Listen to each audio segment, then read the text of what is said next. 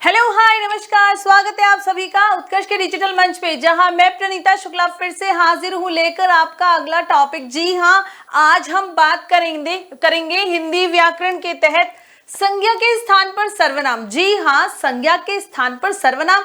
जैसा कि आप सभी को पता है कि संज्ञा के स्थान पर प्रयुक्त होने वाले शब्दों को हम सर्वनाम कहते हैं या नहीं कहते हैं? जी हाँ, बिल्कुल कहते हैं। तो आज जो हमारा मेन टॉपिक है वो है सर्वनाम, यानी जो शब्द संज्ञा के स्थान पर प्रयुक्त होते हैं।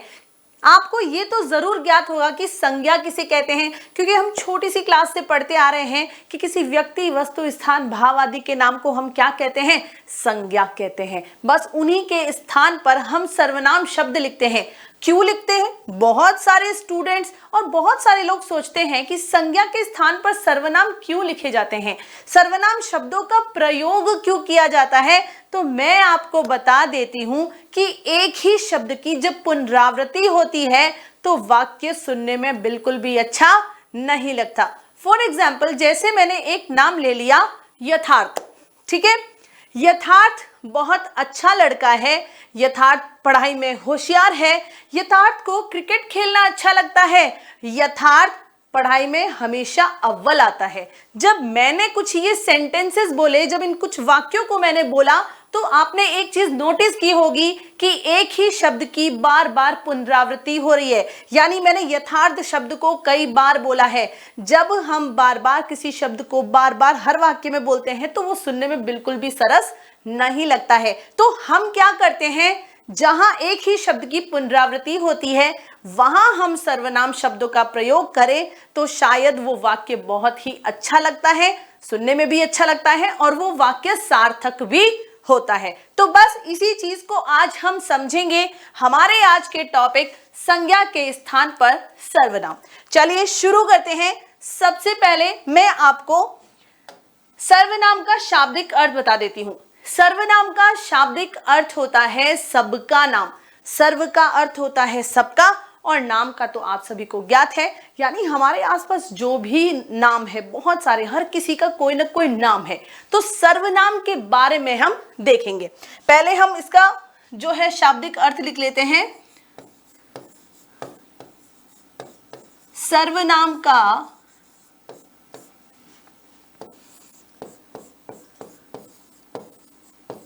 शाब्दिक अर्थ होता है, शाब्दिक अर्थ होता है, क्या होता है? सबका नाम। शाब्दिक अर्थ क्या होता है इसका?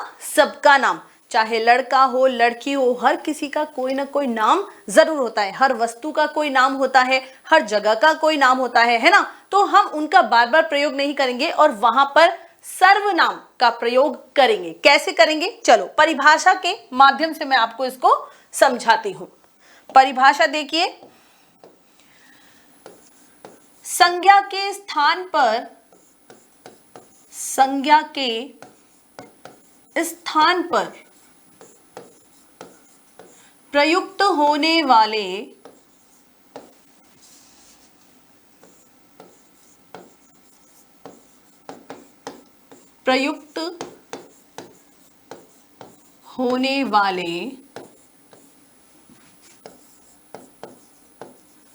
शब्दों को सर्वनाम कहते हैं। बहुत सिंपल सी परिभाषा है, सबसे आसान परिभाषाओं में एक परिभाषा है सर्वनाम की। संज्ञा के स्थान पर प्रयुक्त होने वाले शब्दों को सर्वनाम कहते हैं। सर्वनाम के शब्द कुछ ज्यादा नहीं है, सिर्फ 11 ही सर्वनाम है। उसके अलावा भी बहुत हैं, लेकिन वो उन्हीं का ही कोई ना कोई रूप होता है। फॉर एग्जाम्पल, जैसे मैंने कहा मैं, तो मैं में ही मेरा, मैं, मुझे, मुझको, हम, ये सभी उसी के अंतर्गत आ जाते हैं। अब ये कौन कौन से होते हैं?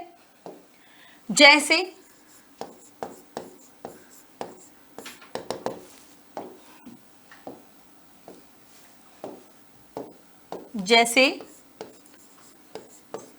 मैं, तू, यह, वह कोई कुछ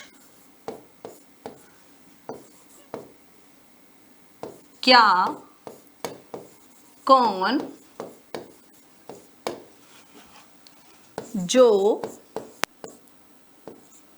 सो और आप या अपने इत्यादि। ठीक है, ये तो मैंने आपको परिभाषा समझा दी कि संज्ञा के स्थान पर प्रयुक्त होने वाले शब्द जो होते हैं उन्हें हम सर्वनाम कहते हैं। जैसे मैं, तू, यह, वह, कोई, कुछ, क्या, कौन, जो, सो, आप या अपने, ये सभी क्या है? सर्वनाम शब्द हैं। हम क्या करते हैं, जहां किसी शब्द की बार बार पुनरावृत्ति होती है वहां इन शब्दों का प्रयोग कर कर, यानी इन सर्वनाम शब्दों का प्रयोग कर कर उस वाक्य को या उस पैराग्राफ को कह सकते हैं, उस गद्यांश को कह सकते हैं, सुरस बना सकते हैं। अब आगे बढ़ेंगे और हम देखेंगे सर्वनाम के भेद कितने होते हैं। जैसा कि आप सभी को विदित है कि सर्वनाम के 6 भेद होते हैं। कौन कौन से होते हैं वो मैं आपको लिखकर बता देती हूं। सबसे पहले आ जाता है पुरुषवाचक सर्वनाम। सबसे पहले आ जाता है पुरुषवाचक सर्वनाम। फिर आता है निश्चयवाचक सर्वनाम। निश्चयवाचक सर्वनाम। नंबर 3 पे आता है अनिश्चयवाचक सर्वनाम। अनिश्चयवाचक सर्वनाम। नंबर 4 पे आएगा प्रश्नवाचक सर्वनाम। प्रश्नवाचक सर्वनाम। फिर आता है संबंधवाचक सर्वनाम। संबंधवाचक सर्वनाम। और नंबर 6 पर आपके आ जाएगा निजवाचक सर्वनाम। निजवाचक सर्वनाम। ये मैंने आपको सर्वनाम के 6 भेद बता दिए हैं। पुरुषवाचक सर्वनाम, निश्चयवाचक सर्वनाम, अनिश्चयवाचक सर्वनाम, प्रश्नवाचक सर्वनाम, संबंधवाचक सर्वनाम और सबसे अंत में 6ठे नंबर पे आया है निजवाचक सर्वनाम। एक चीज और मैं आपको क्लियर करती हूँ कि पुरुषवाचक सर्वनाम के भी 3 भेद होते हैं। यहां हम देखेंगे पुरुषवाचक सर्वनाम के 3 भेद। पुरुषवाचक सर्वनाम के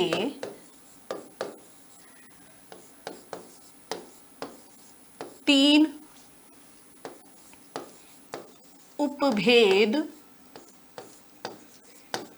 होते हैं। ठीक है, ये मैंने आपके यहां क्लियर कर दिया है। पुरुषवाचक सर्वनाम के 3 उपभेद होते हैं। ठीक है, जिसमें पहला आएगा उत्तम पुरुष। कलर चेंज करते हैं, चलिए ब्लैक ले लेते हैं। ठीक है, सबसे पहले आता है उत्तम पुरुषवाचक। उत्तम पुरुषवाचक सर्वनाम।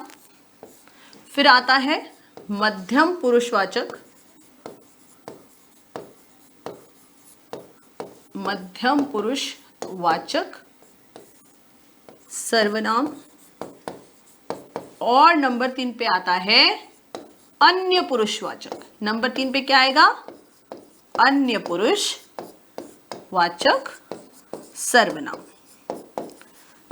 ठीक है, पुरुषवाचक सर्वनाम के भी 3 उपभेद हैं, उत्तम पुरुषवाचक सर्वनाम, मध्यम पुरुषवाचक और अन्य पुरुषवाचक। आगे बढ़ेंगे, पुरुषवाचक सर्वनाम को देखते हैं। सबसे पहला जो भेद है पुरुषवाचक सर्वनाम। पुरुषवाचक सर्वनाम के अंतर्गत देखो, मैंने जैसा कि आपको बताया इसके 3 उपभेद होते हैं, उत्तम पुरुषवाचक, मध्यम पुरुषवाचक और अन्य पुरुषवाचक सर्वनाम।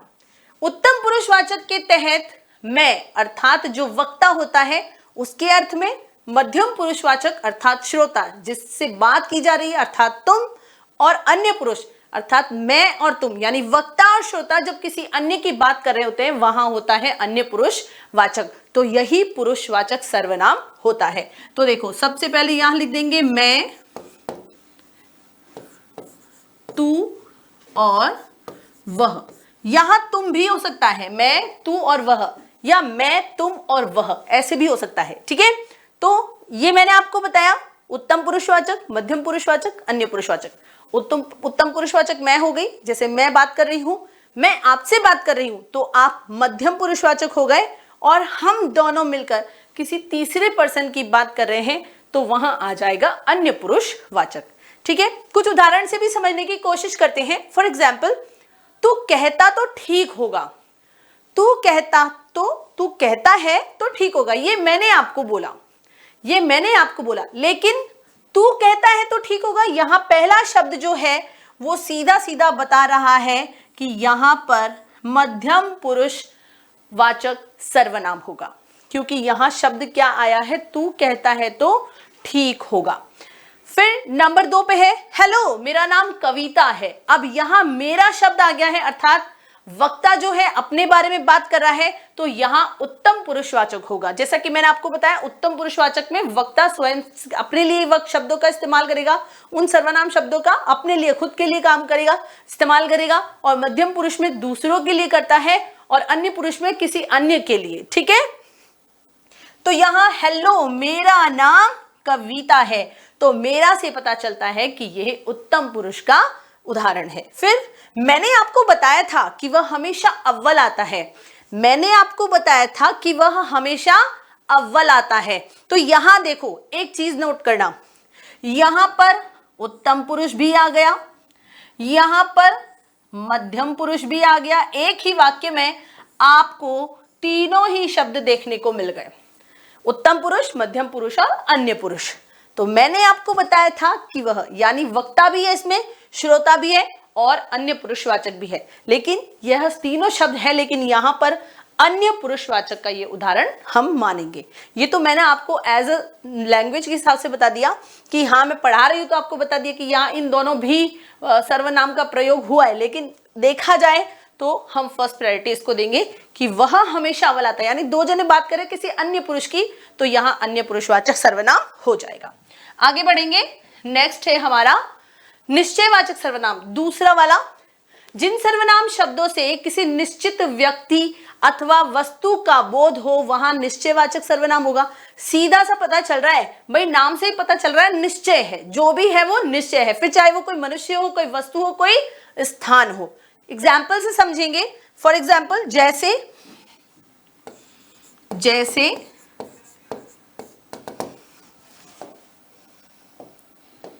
जैसे यह, वह, ये और वे इत्यादि। ठीक है, यह राम है, वह सीता है, यानी निश्चितता का बोध होना, चाहे फिर वो व्यक्ति हो, वस्तु हो या स्थान हो। उदाहरण से समझेंगे हम, उदाहरण के माध्यम से देखिए, यह मेरा चश्मा नहीं है। जैसे ही मैंने चश्मे को देखा, अभी ये तो मेरा ही है, लेकिन हाँ मान लो कोई दूसरा चश्मा जो मेरे पास है और मैंने उसे देखा, तो मैंने ये निश्चित कर लिया कि ये चश्मा मेरा नहीं है। तो यहां जो यह शब्द आया है किसके लिए, चश्मे के लिए, तो ये निश्चितता प्रकट हो रही है कि ये चश्मा मेरा नहीं है। ठीक, अगला उदाहरण, एक बार फिर वह जीत गया, एक बार फिर वह जीत गया। अब वह कौन है, निश्चित है, जो व्यक्ति जीता है वह ज्ञात है कि वह व्यक्ति कौन है, क्योंकि वो पहले भी जीता है और इस बार फिर जीत गया है, तो एक बार फिर वह जीत गया, यानी निश्चितता प्रकट हो रही है। वह टीवी खराब है, यानी घर में 4 टीवी है, 4 में से एक जो खराब है वो मुझे पता है, निश्चित है कि यही टीवी खराब है, क्योंकि इस रूम में लगा हुआ है, ये निश्चित है कि ये टीवी खराब है, तो वह टीवी खराब है। तो यहां वह से हमें यह ज्ञात हो जाता है कि यह निश्चयवाचक सर्वनाम है। ठीक है, चलिए नेक्स्ट आगे देखेंगे अनिश्चयवाचक। इसमें बिल्कुल विपरीत हो जाता है। निश्चयवाचक के तहत हमें किसी भी जिन शब्दों से किसी व्यक्ति, वस्तु या स्थान की निश्चितता का बोध होता है, यहां अनिश्चितता का बोध होगा। बिल्कुल ज्ञात नहीं होगा कि कौन है, ठीक है। जिन शब्दों से किसी व्यक्ति या वस्तु की अनिश्चितता का बोध हो वे अनिश्चयवाचक सर्वनाम कहलाते हैं। बिल्कुल आसान भाषा में समझाऊंगी, कहीं कोई दिक्कत ना हो। फॉर एग्जाम्पल जैसे कोई और कुछ इत्यादि। उदाहरण से समझते हैं, दरवाजे पर कोई खड़ा है। अब कौन खड़ा है ना मुझे पता है ना आपको पता है, कोई खड़ा है, यानी निश्चित नहीं है कि कौन खड़ा है।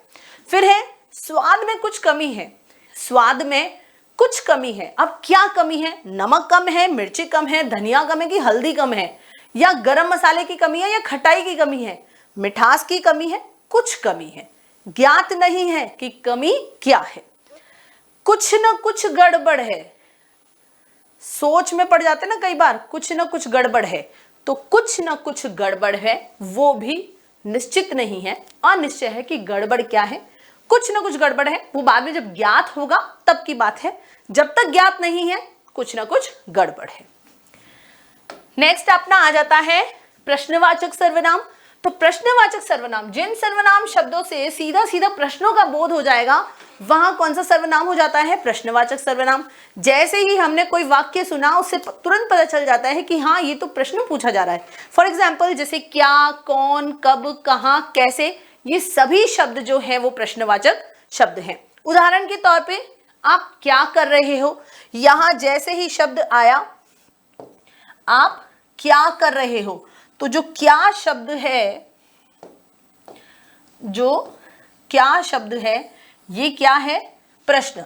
आप क्या कर रहे हो, देखो यहां मैंने भी छोटी सी मिस्टेक करी, उसको मैं करेक्शन कर देती हूं। जब प्रश्न पूछा जाता है तो प्रश्न चिन्ह आता है, ठीक है। आप क्या कर रहे हो, तुम्हारा नाम क्या है, यहां देखो फिर से क्या आया है, फिर आता है अतिथि तुम कब जाओगे, है ना। जब कई बार ऐसे गेस्ट आ जाते हैं जो घर से निकलने का नाम ही नहीं लेते, वही चिपक कर रह जाते हैं, तो उनके लिए कैसे शब्दों का इस्तेमाल किया जाता है कि अतिथि तुम कब जाओगे। तो ये सभी कौन से हैं? प्रश्नवाचक सर्वनाम। बहुत आसान भाषा में बता रही हूं जिससे आपको इजीली समझ में आए। नेक्स्ट हमारा आ जाता है संबंधवाचक सर्वनाम। जी हाँ, अब इसके नाम से भी सीधा सीधा पता चल रहा है कि इनमें कोई ना कोई शब्द या वाक्य है जो एक दूसरे से संबंध बताएगा। कैसे? जहां एक शब्द या वाक्य के साथ दूसरे शब्द या वाक्य का संबंध बताया जाता है वहां संबंधवाचक सर्वनाम होता है। अब आप थोड़ा सा कंफ्यूज हो रहे हैं, बिल्कुल कंफ्यूज होने की जरूरत नहीं है।